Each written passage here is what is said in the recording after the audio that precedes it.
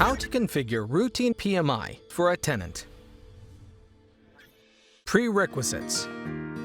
1. The system administrator or MSP administrator has correctly configured an email server.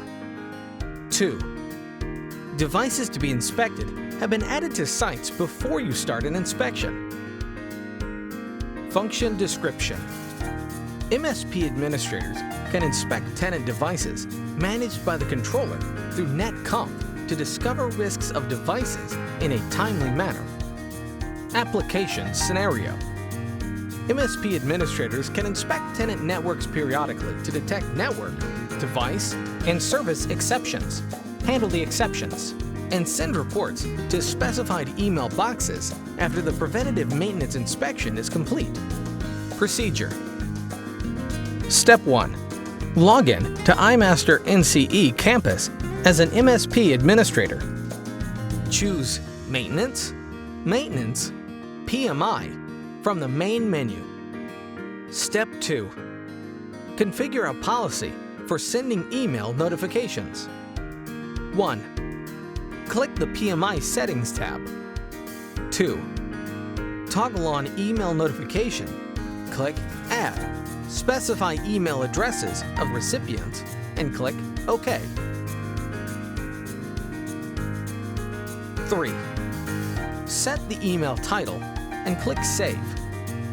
If the email address of the MSP administrator has been verified, the system automatically adds this email address by default after email notification is toggled on.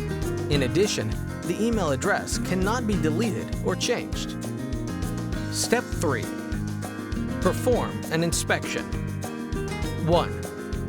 Click the PMI List tab. 2. Inspect tenant devices.